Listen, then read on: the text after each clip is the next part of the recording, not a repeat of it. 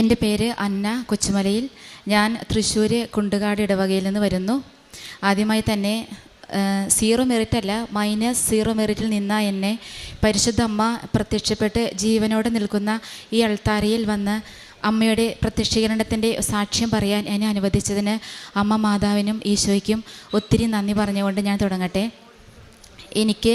ഞാൻ പറഞ്ഞല്ലോ, എനിക്ക് 0 മെറിറ്റാണ്. കാരണം എനിക്ക് കൃപാസനത്തിൽ ഒരിക്കലും വിശ്വാസമുണ്ടായിരുന്നില്ല. മാതാവ് പ്രത്യക്ഷപ്പെട്ടതാണ് ഇവിടെയെന്ന് എനിക്ക് അറിയില്ലാത്തത് കൊണ്ടാണ് അങ്ങനെ വന്നത്. പിന്നെ ഇവിടെ എന്തോ ഒരു ധ്യാനകേന്ദ്രം പോലെ മാതാവിൻ്റെ പേര് പറഞ്ഞ് ഇവിടെ എന്തോ ഒരു മ്യൂസിയം നടത്തുന്നു എന്നൊക്കെയായിരുന്നു എൻ്റെ ചിന്ത എനിക്കുണ്ടായിരുന്നത്. എന്നാൽ ഈ കഴിഞ്ഞ 2019 ഞാൻ വിയന്നയിലായിരുന്നപ്പോൾ എനിക്കൊരു ചേച്ചി കൃപാസനപത്രം തന്നതാണ്. പക്ഷേ ഞാനത് നോക്കുകയോ ഒന്നും ചെയ്തില്ല. കാരണം ഇവിടെ വരുന്ന ആൾക്കാർ എന്തോ ഒരു മ്യൂസിയം കാണാൻ വരുന്നു എന്നുള്ള ഒരു ധാരണയായിരുന്നു എനിക്കുണ്ടായിരുന്നത്. എന്നാൽ ഈ കഴിഞ്ഞ 2024 ജൂൺ മാസത്തിലാണ് എൻ്റെ അടുത്ത ഒരു ബ്രദർ ഇങ്ങനെ കൃപാസനത്തിലെ സാക്ഷ്യങ്ങളും അച്ഛൻ്റെ ടോക്കുകളൊക്കെ ഷെയർ ചെയ്ത് തന്നു തുടങ്ങി. അപ്പോൾ അത് കേട്ടപ്പോഴാണ് ഞാൻ പറഞ്ഞു, ഭൗതിക കാര്യങ്ങൾക്ക് വേണ്ടിയാണല്ലോ മനുഷ്യരവിടെ പോകുന്നതെന്ന്. അപ്പോൾ ആൾ പറഞ്ഞത് നിത്യതയ്ക്ക് വേണ്ടിയാണ്, ഭൗതിക കാര്യത്തിന് വേണ്ടിയാണ് അവർ വരുന്നതെങ്കിലും പിന്നീട് അവർ നിത്യതയ്ക്ക് വേണ്ടി അവർ ജീവിക്കുന്നു. ഉടമ്പടി മരണം വരെ നിത്യതയിൽ ഈശോയുടെ മാതാവിൻ്റെ കൂടെ ജീവിക്കാൻ ആഗ്രഹിക്കുന്നു എന്നുള്ള സാക്ഷ്യങ്ങളാണ് എനിക്ക് കേൾക്കാൻ കഴിഞ്ഞത്. പ്രത്യേകിച്ച് അക്രൈസ്തവരായിട്ടുള്ളവരുടെ സാക്ഷ്യങ്ങളെല്ലാം എനിക്കൊത്തിരി പ്രചോദനം നൽകി. അങ്ങനെ ഞാൻ അച്ഛൻ്റെ ഒരുപാട് ധ്യാനങ്ങൾ കേൾക്കാനും സാക്ഷ്യങ്ങൾ കേൾക്കാനും തുടങ്ങി. അതിനെ ഒത്തിരി അനുതാപത്തിലേക്ക് നയിച്ചു. ഞാൻ ഒരുപാട് കരഞ്ഞു. ആ ഇടയ്ക്ക് അച്ഛൻ ഷെക്കിന ടെലിവിഷന് കൊടുത്ത ഒരു 12ഓളം വീഡിയോസ് കാണാൻ എനിക്കിടയായി. അപ്പോൾ എനിക്ക് കൂടുതൽ അച്ഛൻ്റെ ത്യാഗത്തെക്കുറിച്ചും അതിനെക്കുറിച്ചെല്ലാം അറിഞ്ഞപ്പോൾ എനിക്ക് ഒത്തിരി എന്താ പറയുക, ഡിവോഷനും അതുപോലെ മാതാവ് പ്രത്യക്ഷപ്പെട്ട ഈ സ്ഥലത്ത് വരണമെന്ന് എനിക്ക് ആഗ്രഹമുണ്ടായി. പക്ഷേ എനിക്ക് സാധിച്ചില്ല. എന്നാൽ ഈ മാസം ഒക്ടോബർ 26 ജപമാല റാലി ഉണ്ടെന്ന് അറിഞ്ഞപ്പോൾ എനിക്കതിൽ വന്ന് പങ്കുകൊള്ളാൻ ആഗ്രഹിച്ചു. അങ്ങനെ വളരെ അപ്രതീക്ഷിതമായി അത്ഭുതകരമായി എനിക്ക് വന്ന് ജപമാല റാലിയിൽ മുഴുവനും പങ്കുകൊള്ളാൻ സാധിച്ചു. അതിനുശേഷം ഞാൻ അർത്തുങ്കലിൽ നിന്ന് കൃപാസനത്തിലാണ് ഞങ്ങളുടെ വണ്ടി കിടന്നിരുന്നത്. അപ്പോൾ ഇവിടേക്ക് ഞങ്ങൾ ബസ്സിൽ വരുന്ന സമയത്ത് എൻ്റെ അടുത്ത് വേറെ ആരൊക്കെയോ നിൽക്കുന്നുണ്ടായിരുന്നേ. പക്ഷേ പെട്ടെന്ന് ഒരു നേരത്തെ ഞാൻ തിരിഞ്ഞു നോക്കിയപ്പോൾ എൻ്റെ അടുത്ത് ആഷ് ചുരിദാറിട്ട ഒരു പെൺകുട്ടി നിൽക്കുന്നു. ഒരു 30-35 ഇയേഴ്സ് പ്രായം തോന്നിക്കും. അപ്പോൾ ആ കുട്ടി എൻ്റെ മുഖത്ത് നോക്കി ചിരിച്ച് എന്നോട് ചോദിച്ചോട്ടോ, ഇയാളിവിടെ ആദ്യമായിട്ടാണോ എന്ന് ചോദിച്ചു. അപ്പോൾ ഞാൻ പറഞ്ഞു അതെ, ഞാൻ ആദ്യമായിട്ടാണ്. അപ്പോൾ ഇയാൾ ഉടമ്പടി എടുത്തതാണോ? അപ്പോൾ ഞാൻ പറഞ്ഞു അല്ല. എന്നാൽ ഇയാൾ ഉടമ്പടി എടുക്കണം, കാരണം മാതാവ് അത് ആഗ്രഹിക്കുന്നുണ്ട് ഇയാൾ ഉടമ്പടി എടുക്കാനെന്ന്. അപ്പോൾ എനിക്ക് പ്രത്യേകിച്ച് അസ്വാഭാവികത തോന്നിയില്ല. ഞാൻ ചോദിച്ചു എവിടെ വീടെന്ന് ചോദിച്ചു. പറഞ്ഞാൽ ആലപ്പുഴയാണ്, ഞാൻ കൃപാസനത്തിലേക്ക് പോവുകയാണെന്ന് പറഞ്ഞു. പിന്നീട് ജപമാല റാലി കഴിഞ്ഞ് വീട്ടിൽ തിരിച്ചു വന്നപ്പോഴാണ് എന്നെ ഭയങ്കരമായിട്ട് എന്താ പറയുക, ഒരു ഭയങ്കര ദൈവാനുഭവം എനിക്കുണ്ടായി. എൻ്റെ അമ്മയാണല്ലോ എൻ്റെ അടുത്ത് വന്ന് എന്നോട് ഉടമ്പടി എടുക്കാൻ പറഞ്ഞത് എന്ന ചിന്ത എന്നെ മതിച്ചു. അങ്ങനെ ഞാൻ ഒക്ടോബർ 31 ഇവിടെ വന്ന് ഞാൻ ഉടമ്പടി എടുത്തു. എൻ്റെ നിയോഗങ്ങളൊക്കെ എനിക്കൊരു പരിശുദ്ധാത്മാവിൻ്റെ അഭിഷേകം, അതായത് ആത്മീയമായ വളർച്ചയ്ക്ക് വേണ്ടിയിട്ടാണ് ഞാൻ നിയോഗം വെച്ചത്. മാത്രമല്ല ഈ ജപമാല റാലി ഞാൻ പങ്കെടുത്തപ്പോഴും ഞാൻ നിയോഗത്തിൽ വെച്ച ഒരുപാട് കാര്യങ്ങൾ മാതാവ് എനിക്ക് അത്ഭുതകരമായി ഒരിക്കലും നടക്കില്ല എന്ന് കരുതിയിരുന്ന പല കാര്യങ്ങളും മാതാവ് എനിക്ക് നടത്തി തന്നു. പിന്നെ മാതാവിൻ്റെ പ്രത്യക്ഷീകരണം വിശ്വസിച്ച് അതിനുശേഷം ഞാൻ മാതാവിനോട് അതായത് ആഗസ്റ്റ് മാസം ലാസ്റ്റ് വീക്കിൽ ഞാനൊരു ലൈറ്റ് ക്യാൻഡിൽ പ്രെയർ റിക്വസ്റ്റ് ഇട്ടു. അമ്മേ, എനിക്കൊരു പരിശുദ്ധാത്മാഭിഷേകം തരണേ, അമ്മയുടെ ഒരു അനുഭവം എനിക്കും തരണേ എന്ന്. അങ്ങനെ ഒരാഴ്ച കഴിഞ്ഞപ്പോൾ, അതായത് സെപ്റ്റംബർ 1st വീക്കിൽ ഞാനിങ്ങനെ രാത്രി പ്രാർത്ഥിച്ചുകൊണ്ടിരുന്നപ്പോൾ പരിശുദ്ധ അമ്മ എൻ്റെ അടുത്ത് വന്ന് നിൽക്കുന്ന ഒരു അനുഭവം എനിക്കുണ്ടായി. ശരിക്കും ഞാൻ കണ്ടില്ലെങ്കിലും മാതാവ് എൻ്റെ അടുത്തുണ്ട്. അങ്ങനെ ഞാൻ ഒരു 2.5 മണിക്കൂറോളം ഞാൻ ഒരുപാട് കരഞ്ഞു പ്രാർത്ഥിച്ചു. അതിൻ്റെ പിറ്റേ ദിവസം ഒരു അസാധാരണമായ വലുപ്പത്തിലുള്ള ഒരു ചിത്രശലഭം എൻ്റെ റൂമിൻ്റെ ജനലിൽ വന്നിരുന്നു. അത് 2-3 ദിവസം അവിടെ ഇരുന്നു. അതിനുശേഷം അപ്പോൾ ഞാൻ മാതാവിനോട് പ്രാർത്ഥിച്ചു, മാതാവേ, അമ്മയുടെ സാന്നിധ്യമാണതെങ്കിൽ ഞാനിന്ന് പള്ളിയിൽ വരുമ്പോൾ അമ്മ നീല സാരി ഉടുത്ത് നിൽക്കണേന്ന് പറഞ്ഞു. അപ്പോൾ ഞങ്ങൾ വയനാടാണ് ഞാൻ താമസിക്കുന്നത്. അപ്പോൾ അവിടെ നടവായിൽ പള്ളിയിൽ സാരി ഉടുത്ത മാതാവുണ്ട്. അപ്പോൾ ഞാൻ അന്ന് പള്ളിയിൽ പോകാൻ വേണ്ടി ഞങ്ങൾ ഇറങ്ങിയപ്പോൾ ഞങ്ങളുടെ വണ്ടി കേടായി. പിറ്റേ ദിവസമാണ് കുർബാനയ്ക്ക് ചെന്നപ്പോൾ മാതാവ് നീല സാരി ഉടുത്ത് നിൽക്കുന്നു. അപ്പോൾ ഞാൻ അവിടുത്തെ ചേച്ചിമാരോട് ചോദിച്ചു, ഇന്നലെ മാതാവ് ഏത് സാരി ഉടുത്തിരുന്നതെന്ന് ചോദിച്ചപ്പോൾ പറഞ്ഞു, ഇന്നലെ മാതാവ് പർപ്പിൾ കളറ് സാരി ആയിരുന്നു എന്ന്. അപ്പോൾ അമ്മയ്ക്ക് എന്നോട്, ഞാൻ അമ്മയുടെ ഈ പ്രത്യക്ഷീകരണത്തിനെ കൃപാസനത്തേക്ക് അവിശ്വസിച്ചെങ്കിലും എന്തുമാത്രം സ്നേഹം എൻ്റെ അമ്മയ്ക്ക് എന്നോട് ഉണ്ടായിരുന്നു എന്നെനിക്ക് മനസ്സിലായി. അതിനുശേഷം ഞാൻ അതിൻ്റെ പിറ്റേ ദിവസം ആഷ് കളറിലുള്ള ഒരു ചിത്രശലഭം എൻ്റെ റൂമിൽ വന്നിരുന്നു. അങ്ങനെയൊക്കെ ഒരുപാട് മാതാവിൻ്റെ സാന്നിധ്യം എനിക്ക് അനുഭവിക്കാൻ സാധിച്ചു. മെയിനായിട്ട് ഞാനിപ്പോൾ ഇന്നലെ ഞാൻ രാത്രി വണ്ടി പിടിച്ച് കൃപാസനത്തിൽ വരാൻ കാരണം, ഞാൻ ഡെയിലി ബ്രെഡ് എന്ന അച്ഛൻ്റെ പരിപാടി എല്ലാ ദിവസവും കേട്ട് പ്രാർത്ഥിക്കും. അപ്പോൾ ഇന്നലെ 19-ാം തീയതി അച്ഛൻ പറഞ്ഞിരുന്നു, അതായത് മക്കളെ നിങ്ങൾ 10 മണിക്കൂർ എണ്ണിക്കോ, ഈ സമയത്തിൻ്റെ ഉള്ളിൽ ഒരു അസാധ്യ കാര്യം മാതാവ് നിങ്ങൾക്ക് സാധിച്ചു തരുമെന്ന്. അപ്പോൾ ഞങ്ങൾക്ക് 2009 മുതൽ ഞങ്ങളുടെ പറമ്പിൻ്റെ ആധാരം ബാങ്കിലാണ്. അത് അടയ്ക്കാൻ ഞങ്ങൾ സാധിക്കാത്തത് കൊണ്ട് ഇപ്പോൾ കുറേ പലിശ ഞങ്ങൾ അടച്ചു. എങ്കിലും ഞങ്ങൾക്കത് മുഴുവൻ അടയ്ക്കാൻ സാധിക്കാത്തത്, ഞങ്ങളുടെ പറമ്പ് ഒരു ശവക്കോട്ടയുടെ അടുത്താണ്, CSI പള്ളിയുടെ. ആ പള്ളിക്കാരാണെങ്കിൽ ഞങ്ങൾക്ക് വഴി തരാതെ അവിടെ മതിൽ കെട്ടി, പിന്നെ അതിൻ്റെ ഇപ്പുറത്തെ വീട്ടുകാർ ഞങ്ങൾക്ക് വഴി തരാത്ത പോലെ അവർ വീട് വെച്ചു. അപ്പോൾ അതുകൊണ്ട് ആ സ്ഥലം വിറ്റ് പോവുക എന്നുള്ളത് സാധിക്കാത്തൊരു കാര്യമാണ്. അപ്പോൾ അതുകൊണ്ട് ഞങ്ങൾക്ക് പൈസ അടയ്ക്കാൻ ബാങ്കിൽ ലോൺ അടയ്ക്കാൻ സാധിച്ചില്ല. അങ്ങനെ ഈ ദിവസങ്ങളിൽ ഞങ്ങൾക്ക് വീണ്ടും ജപ്തി നോട്ടീസ് വരുന്നു. 5-ാം തീയതി, ഈ ഫെബ്രുവരി 5-ാം തീയതി എൻ്റെ അമ്മേനെ അദാലത്തിന് വിളിച്ചു. അപ്പോൾ അമ്മ അദാലത്തിന് പോയപ്പോഴൊക്കെ ഞാൻ മാതാവിനോട് പ്രാർത്ഥിച്ചിരുന്നു. അങ്ങനെ അവിടെ ചെന്നപ്പോൾ അവർ പറഞ്ഞു, ഇന്ന് 20-ാം തീയതിക്ക് 67,000 രൂപ പലിശ അടയ്ക്കുകയാണെങ്കിൽ നിങ്ങൾക്ക് ജപ്തി ഒഴിവാക്കി തരാമെന്ന് പറഞ്ഞു. പക്ഷേ 67,000 രൂപ ഞങ്ങളുടെ കയ്യിലില്ല. അപ്പോൾ ഞങ്ങൾ പലരോടും ചോദിച്ചു. എന്നാൽ തരാമെന്ന് പറഞ്ഞ പലരും പിന്നെ തരാൻ പറ്റില്ല എന്നുള്ള ഒരു നിഗമനത്തിലാണ് എത്തിയത്. അങ്ങനെ ഇരിക്കുമ്പോൾ അതാണ് ഇന്നലത്തെ അച്ഛൻ്റെ ഡെയിലി ബ്രെഡിൽ അച്ഛൻ പറഞ്ഞത്, മക്കളെ 10 മണിക്കൂറിനുള്ളിൽ ഒരത്ഭുതം മാതാവ് നടത്തുന്നു. അപ്പം ഞാനത് വിശ്വസിച്ച് ഞാൻ മാതാവിനോട് പറഞ്ഞ, അമ്മേ, അതിനു മുമ്പ് ഈ കഴിഞ്ഞ ഞായറാഴ്ച എനിക്ക് ഉറങ്ങാൻ പറ്റുന്നില്ല, ടെൻഷൻ കൊണ്ടല്ല, എന്തോ. അപ്പോൾ എനിക്ക് തോന്നി ജപമാല ചൊല്ലാൻ. അപ്പോൾ ഞാൻ ജപമാല ചൊല്ലിക്കൊണ്ടിരിക്കുമ്പോൾ എൻ്റെ ഉള്ളിൽ ആരോ പറയുന്നു, നീ ഒരു ലൈറ്റ് ക്യാൻഡിൽ പ്രയർ റിക്വസ്റ്റ് ഇടുന്നു. അപ്പോൾ ഞാൻ ലൈറ്റ് ക്യാൻഡിൽ പ്രയർ റിക്വസ്റ്റിൽ ഇങ്ങനെ എഴുതി, അമ്മേ, 20-ാം തീയതി ആണല്ലോ, 2 ദിവസം കഴിഞ്ഞാൽ 67,000 രൂപ കിട്ടിയിട്ടില്ലല്ലോ അമ്മേ എന്ന് ഞാനിങ്ങനെ പറഞ്ഞു. അതിനുശേഷമാണ് അച്ഛൻ്റെ ഈ ഇന്നലത്തെ ഡെയിലി ബ്രെഡിൽ അച്ഛൻ ഇങ്ങനെ 10 മണിക്കൂറിൻ്റെ കാര്യം പറഞ്ഞത്. അപ്പോൾ ആ സമയത്ത് ഇന്നലെ അപ്പം ഞാനിങ്ങനെ മണിക്കൂർ എണ്ണുമായിരുന്നു. അതായത് 5:30 തൊട്ട് 6:30, 7:30, 8:30 അങ്ങനെ ഒരു ഉച്ചയ്ക്ക് 3:30 സമയമാകുമ്പോഴേക്കും 10 മണിക്കൂർ ആവുമല്ലോ എന്ന് അങ്ങനെ പറഞ്ഞ് ഞാൻ നോക്കിയപ്പോൾ എൻ്റെ ഫോണിൽ ഒരു നോട്ടിഫിക്കേഷൻ വന്നിരിക്കുകയാണ്. അതായത് പണ്ടെങ്ങോ എനിക്ക് അത്ര പരിചയം ഇല്ലാത്ത ഒരു ചേച്ചി, ആ ചേച്ചിയുടെ അടുത്ത് ഈ ജപ്തി നടപടി തുടങ്ങണമെങ്കിൽ ഒരു 2-3 മാസം മുൻപ് ഞാനിങ്ങനെ ചേച്ചിയോട് വെറുതെ ഇങ്ങനെ പറഞ്ഞിരുന്നു, ചേച്ചി ഇങ്ങനെ ഞങ്ങൾക്ക് ജപ്തി വരാൻ സാധ്യതയുണ്ട് എന്നൊക്കെ ഇങ്ങനെ പറഞ്ഞിരുന്നു. അപ്പോൾ ആ ചേച്ചി എനിക്ക് ഇന്നലെ 8 മണി നേരത്തെ എൻ്റെ ഫോണിലേക്ക് നോട്ടിഫിക്കേഷൻ വന്നു, 1,11,000 രൂപ ഞങ്ങളുടെ അക്കൗണ്ടിലേക്ക് ക്രെഡിറ്റ് ആയിരിക്കുന്നു. അത് മാതാവിൻ്റെ ഭയങ്കര അത്ഭുതം. അപ്പം തന്നെ ഞാൻ അതിൽ നിന്ന് 11,000 രൂപ ഞങ്ങൾ പാവപ്പെട്ട രോഗികൾക്ക് ഭക്ഷണം കൊടുക്കുന്നുണ്ട്. എല്ലാ ഞായറാഴ്ചയും ഒരു 40-45 പൊതി ഞങ്ങൾ തന്നെ വെച്ച് പൊതിച്ചോറായി കൊടുക്കുന്നതാണ്. അതുപോലെ അങ്ങനെ പാവപ്പെട്ട രോഗികൾക്ക് ഭക്ഷണം കൊടുക്കാനുള്ള ഇതിലേക്ക് 11,000 രൂപ കൊടുത്തു. ഇന്ന് ഞാൻ രാവിലെ വന്ന വഴി 10 കെട്ട് കൃപാസന പത്രം വാങ്ങി എല്ലാവർക്കും കൊടുക്കാനായിട്ട് ഞാൻ വാങ്ങിച്ചിട്ടുണ്ട്.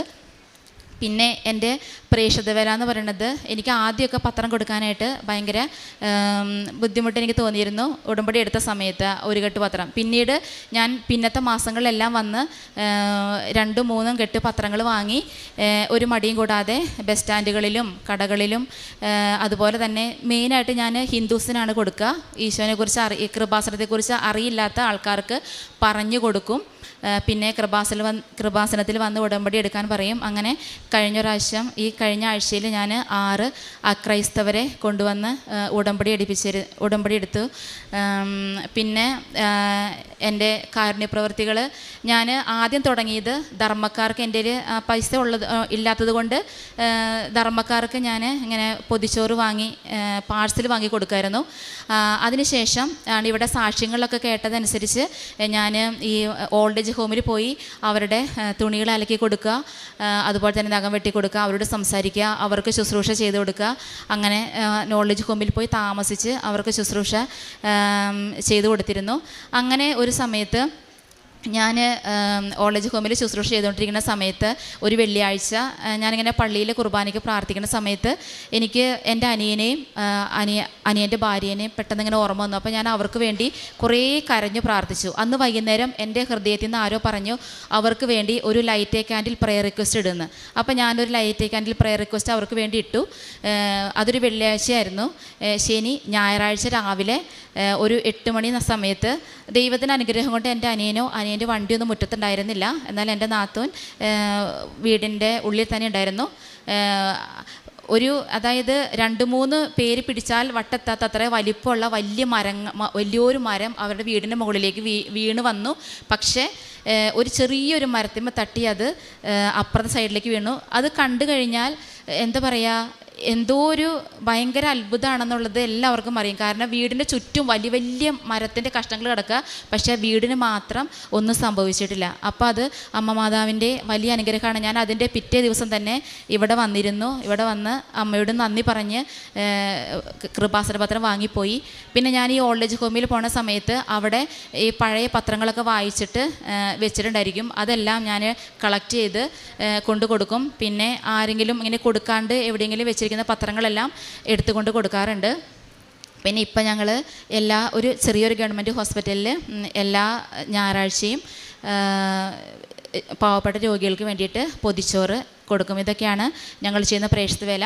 പിന്നെ പ്രേക്ഷിത വേല ഞങ്ങളിങ്ങനെ ചെയ്യുന്നത് കൊണ്ട് എൻ്റെ വീട്ടിൽ UKG പഠിക്കുന്ന ഒരു കുട്ടിയുണ്ട്. അവനായാലും എവിടെയെങ്കിലും പത്രങ്ങൾ കിടക്കണ കണ്ടാൽ അവനത് വേഗം എടുത്തുകൊണ്ട് വന്നിട്ട് ഹിന്ദുക്കൾക്ക് തന്നെ അവൻ തന്നെ കൊടുക്കും. പിന്നെ ഞങ്ങളറിയാതെ അവൻ വീട്ടിൽ നിന്ന് പത്രം എടുത്ത് ബാഗിൽ വെച്ച് സ്കൂളിൽ കൊണ്ടുപോയി ടീച്ചേഴ്സിന് കൊടുക്കും. അപ്പോൾ ടീച്ചേഴ്സിനോട് നിങ്ങൾ കിബാസന മാതാവിൻ്റെ അടുത്ത് പോയി ഉടമ്പടി എടുക്കണമെന്ന് പറഞ്ഞ് ആണ് ആ കുട്ടി കൊടുക്കുക. അതും അങ്ങനെ അത്രയും വലിയൊരു അനുഗ്രഹം അമ്മ ഞങ്ങളുടെ കുടുംബത്തിന് ചെയ്തു തന്നു. അപ്പോൾ എല്ലാത്തിനും പരിശുദ്ധ അമ്മയ്ക്കും യേശുക്കും ഒരുപാട് നന്ദി പറഞ്ഞുകൊണ്ട് ഞാൻ നിർത്തുന്നു. ദൈവത്തിരുനാമം മഹത്വപ്പെടട്ടെ. എഫേസുസുകാർക്ക് എഴുതിയ ലേഖനം 3-ാം അധ്യായം 19-20 തിരുവചനങ്ങൾ അരുളി ചെയ്യുന്നു. അറിവിനെ അതിശയിക്കുന്ന ക്രിസ്തുവിൻ്റെ സ്നേഹം നിങ്ങൾ ഗ്രഹിക്കാനും അതുവഴി ദൈവത്തിൻ്റെ സമ്പൂർണ്ണതയാൽ നിങ്ങൾ പൂരിതരാകാനും ഇടവരട്ടെ. നമ്മിൽ പ്രവർത്തിക്കുന്ന ശക്തിയാൽ നാം ചോദിക്കുന്നതിലും ആഗ്രഹിക്കുന്നതിലും വളരെ കൂടുതൽ ചെയ്തു തരാൻ കഴിയുന്ന അവിടുത്തേക്ക് സഭയിലും യേശുക്രിസ്തുവിലും തലമുറകളോളം എന്നേക്കും മഹത്വമുണ്ടാകട്ടെ. ആമേൻ. തൻ്റെ അനുഭവ സാക്ഷ്യം ഇവിടെ പങ്കുവെച്ചുകൊണ്ട് എങ്ങനെയാണ് കൃപ ലഭിക്കുവാനായിട്ട് തൻ്റെ കുഞ്ഞടക്കം എന്തെല്ലാം ചെയ്യുന്നു. കൃപ ടാപ്പ് ചെയ്യണമെങ്കിൽ അതിന് പ്രേക്ഷിത പ്രവർത്തനം, അതായത് ഉടമ്പടിയുടെ തലയാണ് പ്രേക്ഷിത പ്രവർത്തനം. ഉടമ്പടിയുടെ കരങ്ങൾ കാരുണ്യ പ്രവർത്തികളും ഉടമ്പടി നിലനിൽക്കുന്നത് അമ്മയുടെ പ്രത്യക്ഷീകരണത്തിലുമാണ് എന്ന് ബഹുമാനപ്പെട്ട VP ജോസഫ് അച്ഛൻ ഉടമ്പടി ധ്യാനത്തിൽ നമ്മോട് പങ്കുവയ്ക്കുന്നുണ്ട്. തൻ്റെ കുഞ്ഞിനെ കൂടി ആരും പറഞ്ഞു കൊടുക്കാതെ ആ കുഞ്ഞ് UKGയിൽ പഠിക്കുന്ന മകൻ ചെയ്യുന്ന കാര്യവും അതുപോലെ തങ്ങൾ എന്തൊക്കെയാണ് ചെയ്യുന്നത് അതൊക്കെ ഇവിടെ അന്ന എന്ന ഈ മകള് പങ്കുവയ്ക്കുന്നുണ്ട്. എങ്ങനെയാണ് light a candle prayer request ഇടുവാനും അതുപോലെ തന്നെ പ്രപഞ്ചത്തിലെ ചരാചരങ്ങളിൽ കൂടി ദൈവം എങ്ങനെ ദൈവ സാന്നിധ്യം ഒരു ഉടമ്പടി എടുത്ത മകനും മകൾക്കുമൊക്കെ, അതായത് ദൈവാശ്രയബോധമുള്ള ഒരു ദൈവ പൈതലിന് അതൊക്കെ എങ്ങനെയാണ് തൻ്റെ ബോധ്യങ്ങളിൽ ദൈവം പറഞ്ഞു കൊടുക്കുക. പരിശുദ്ധ അമ്മയുടെ സാന്നിധ്യം അത് പ്രപഞ്ചത്തിലെ ജീവികളിൽ ബട്ടർഫ്ലൈ അങ്ങനെയൊക്കെ ഈ മകൾ കാണുകയാണ്. അമ്മയോട് ചോദിക്കുന്ന ഓരോ കാര്യങ്ങളിലും അത് ഏത് കളറാണെന്ന് പറയുമ്പോൾ ആ കളറിലൊക്കെ ഇതൊക്കെ എക്സാജറേഷനോ ഹാലൂസിനേഷനോ ഒക്കെ ആയിട്ട് ഏതെങ്കിലും യുക്തിയിൽ മാത്രം ജീവിക്കുന്ന മക്കൾ അതിനെക്കുറിച്ച് അവർക്ക് ചിന്തിക്കാനുള്ള സ്വാതന്ത്ര്യമുണ്ട്. എന്നാൽ ഒരു ദൈവ പൈതലിന് ഇത് യുക്തിയല്ല, ഇത് തൻ്റെ ജീവിതത്തിൻ്റെ വിശ്വസ്തതയും വിശ്വാസവുമാണ്. അങ്ങനെ തനിക്ക് കിട്ടിയ ബോധ്യങ്ങൾ, അനുഭവങ്ങൾ എങ്ങനെയാണ് ഒരു ജപ്തി നടപടിയിൽ നിന്ന് തങ്ങളെ ഒഴിവാക്കുന്നതിന് അമ്മയുടെ തിരുനടയിൽ താനെടുത്ത ഉടമ്പടി ജീവിതവും അതിലൂടെ ബഹുമാനപ്പെട്ട VP ജോസഫ് അച്ഛൻ്റെ ഡെയിലി ബ്രെഡ് പ്രെയർ, ഇപ്പോൾ ദ്വദശക പ്രാർത്ഥനയിൽ നാം അത് പങ്കുചേരുന്നുണ്ട്. ആ പ്രാർത്ഥന വഴിയായി ഓരോ ദിവസവും എത്രയോ അനുഭവങ്ങൾ ഇന്നിവിടെ മക്കൾ നേടിക്കൊണ്ടിരിക്കുന്നു. ബഹുമാനപ്പെട്ട അച്ഛൻ ഓരോ കാര്യങ്ങളും ചെയ്യുന്നത് അമ്മ പറഞ്ഞിട്ടാണ്, അച്ഛൻ്റെ സ്വന്തം തോന്നലുകളല്ല. അച്ഛൻ എന്തെങ്കിലും ഒരു കാര്യം ചെയ്യണമെങ്കിൽ അത് അച്ഛനെ പരിശുദ്ധാത്മാവ് പ്രചോദിപ്പിക്കണം. വ്യക്തമായ ബോധ്യങ്ങൾ അച്ഛന് കിട്ടുമ്പോൾ മാത്രമേ അച്ഛൻ ഇവിടെ ആ കാര്യങ്ങൾ ചെയ്യുകയുള്ളൂ. അതിനൊരു ഉദാഹരണമാണ് കുഞ്ഞുങ്ങളെ എഴുത്തിനിരുത്തുക. അത് അച്ഛൻ ഒന്ന് തുടങ്ങി, എന്നിട്ട് അച്ഛൻ പറഞ്ഞിരുന്നു, ഇത് മുമ്പോട്ട് കൊണ്ടുപോകണമെന്ന് ദൈവം പറയുകയാണെങ്കിൽ മാത്രമേ നമ്മൾ മുമ്പോട്ട് കൊണ്ടുപോവുകയുള്ളൂ. അത് ഏതാനും മാസങ്ങൾ മാത്രമേ നാം നടത്തിയുള്ളൂ. പിന്നീട് അച്ഛൻ അത് വ്യക്തമായ ബോധ്യങ്ങൾ അച്ഛന് പരിശുദ്ധാത്മാവിലൂടെ ഓൺലൈനിലാണ് അച്ഛൻ നമ്മളോടും സംസാരിക്കുക. അതായത് ഉടമ്പടി ധ്യാനം തന്നെ ഒരു ഓൺലൈനാണ്. അച്ഛനോട് ഈശോ പറയുന്ന കാര്യങ്ങൾ ബഹുമാനപ്പെട്ട അച്ഛൻ അപ്പോഴപ്പോൾ അൾത്താരയിൽ നിന്ന് പങ്കുവയ്ക്കുന്നതാണ്. അങ്ങനെ ഇവിടെ അച്ഛൻ പറയുന്നുണ്ട്, 10 മണിക്കൂർ കൊണ്ട് നിങ്ങൾ ആഗ്രഹിക്കുന്ന ഏറ്റവും അത്യാവശ്യമുള്ള ഒരു കാര്യം നിങ്ങൾക്ക് നടന്നിരിക്കും. നാം എല്ലാവരും ഡെയിലി ബ്രെഡ് പ്രെയറിൽ പങ്കെടുക്കുന്നവരാണ്. നാം ഒക്കെ കേട്ട കാര്യമാണത്. അത് തനിക്ക് എങ്ങനെ സംഭവിച്ചു, അതിനെങ്ങനെയാണ് ഒരു വ്യക്തി നിമിത്തമായത്, അതും തനിക്ക് ഇപ്പോൾ നാളുകളായിട്ട് യാതൊരു കോണ്ടാക്റ്റുമില്ല, എപ്പോഴോ ഒരു പ്രാവശ്യം കോണ്ടാക്റ്റ് ചെയ്തപ്പോൾ ഇങ്ങനെ ഒരു ജപ്തി നടപടിയുടെ കാര്യം പറയുന്നുണ്ട്. അങ്ങനെ തനിക്ക് തൻ്റെ അക്കൗണ്ടിലേക്ക് വന്ന പൈസ എത്ര, അത് താൻ എന്ത് ചെയ്തു, എങ്ങനെയാണ് അതിൽ നിന്നും താനൊരു വിഹിതം കൃപ ടാപ്പ് ചെയ്യാനായിട്ട് മാറ്റി വെക്കുന്നത്. ഇത് കിട്ടിയല്ലോ, എന്നാൽ ഇതെനിക്ക് ഇനി എത്രയോ ആവശ്യമുണ്ട്, ഞാനൊരു വലിയ ജപ്തിയുടെ വക്കിലല്ലേ, ഇതെനിക്കങ്ങ് എടുത്തേക്കാം, അങ്ങനെയും ചിന്തിക്കാം. എന്നാൽ അരൂപിയുടെ നിറവുള്ളപ്പോൾ ഓരോ മക്കളെയും അരൂപി എങ്ങനെയാണ് പ്രചോദിപ്പിക്കുന്നത്, അതിൽ താൻ എത്രമാത്രം കൃപാസന പത്രത്തിന് വേണ്ടിയിട്ട് മാറ്റിവെക്കുന്നു, എത്രമാത്രം മറ്റുള്ളവരെ കരുതുന്നതിന് അതെത്രമാത്രമാണ് താൻ വിനിയോഗിച്ചത്. ഇതൊക്കെയാണ് അന്നെ ഇവിടെ പങ്കുവയ്ക്കുക. അങ്ങനെ കൃപയുടെ നിറവിൽ നമ്മെ കൊണ്ടു നടക്കുന്ന ഉടമ്പടി ചൊല്ലുന്ന പ്രാർത്ഥനയല്ല, ചെയ്യുന്ന പദ്ധതിയാണെന്ന് ഓരോ അനുഭവ സാക്ഷ്യത്തിലൂടെയും നമ്മെ ഈശോയും അമ്മയും വ്യക്തമാക്കി തരികയാണ്. ബഹുമാനപ്പെട്ട VP ജോസഫ് അച്ഛൻ പറയുന്നതല്ല ഇത് പരിശുദ്ധാത്മാവ് പറയുന്നതാണ്. ചൊല്ലുന്ന പ്രാർത്ഥന നിങ്ങൾ നിങ്ങൾ ചെയ്യുന്ന പ്രവൃത്തി, അതായത് എൻ്റെ മകനെ മറ്റുള്ളവരെ അറിയിക്കുവാൻ വേണ്ടിയിട്ട് അവൻ പറയുന്നത് പോലെ ചെയ്യുക എന്ന് അമ്മ പറയുന്നുണ്ടെങ്കിൽ, അമ്മ നമ്മോട് പറയുന്നത് ഈശോ ഇഷ്ടപ്പെടുന്ന ഒരു കാര്യമായതുകൊണ്ട് മാത്രമാണ്. അങ്ങനെ ഇന്ന് പിന്നീട് തൻ്റെ സഹോദരനും കുടുംബത്തിനും ലഭിക്കുന്ന ഒരു സംരക്ഷണം, അതൊക്കെ താൻ എങ്ങനെയാണ് അറിയുന്നത്, തൻ്റെ മനസ്സിൽ തനിക്ക് ആ ഒരു ചിന്ത വരികയാണ്. അതുകൊണ്ട് തന്നെയാണ് സിസ്റ്റർ പറയുക, ഇതൊന്നും തോന്നലുകളല്ല.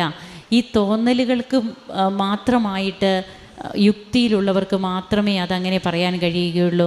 എന്നാൽ കർത്താവിനോട് ചേർന്ന് ജീവിക്കുന്ന ദൈവ പൈതലിന് അത് തോന്നലുകളല്ല, അത് തൻ്റെ അനുഭവത്തിൽ ദൈവം തന്നോട് സംസാരിക്കുന്ന ഓരോ കാര്യങ്ങളായിട്ടാണ് ഇവിടെ തോന്നുന്നതും ഈ മകൾ അതാണ് പങ്കുവെക്കുന്നതും. അങ്ങനെ തൻ്റെ ജീവിതം ആദ്യമേ തനിക്ക് ഉടമ്പടി എന്തായിരുന്നു, ഇത് ഒരു ബിസിനസ് മാത്രമായിട്ട് കണ്ടിരുന്ന ഒരു മകൾ, എന്നാൽ എങ്ങനെ തൻ്റെ ജീവിതത്തെ ഇന്ന് ഉടമ്പടി മാറ്റിമറിച്ചു. ഇന്ന് ഈ മകളാണ് ഇവിടെ ഇത് പറയുന്നതെങ്കിൽ എത്രയോ അനുഭവ സാക്ഷ്യങ്ങൾ യൂട്യൂബിൽ നമുക്കുണ്ട്. ആദ്യം വിശ്വാസമില്ലായിരുന്നവർ, കൃപാസനത്തെ തള്ളിപ്പറഞ്ഞവർ ഇന്ന് അമ്മയുടെ അടുത്ത് വന്ന് ഏറ്റുപറയുകയാണ്, ഞങ്ങൾ കൃപാസനത്തിലൂടെയാണ് ഇന്ന് ജീവിതത്തിലേക്ക് തിരിച്ചു വന്നതെന്ന്. നമുക്ക് കരങ്ങളടിക്കാം, ഈശോയ്ക്കും അമ്മയ്ക്കും നന്ദി പറയാം, ദൈവത്തെ ആരാധിക്കാം, മഹത്വപ്പെടുത്താം. അത്യപൂർവ ദൈവാനുഭവങ്ങൾ ഇനി നിങ്ങൾക്കും സ്വന്തം. ഈ ചാനൽ ഇതുവരെ സബ്സ്ക്രൈബ് ചെയ്തിട്ടില്ലെങ്കിൽ ഇപ്പോൾ തന്നെ സബ്സ്ക്രൈബ് ചെയ്യുക. ഈ വീഡിയോ ഇപ്പോൾ തന്നെ നിങ്ങളുടെ സുഹൃത്തുക്കൾക്ക് ഷെയർ ചെയ്തുകൊണ്ട് കർത്താവിൻ്റെ പ്രേക്ഷിതരാകുക.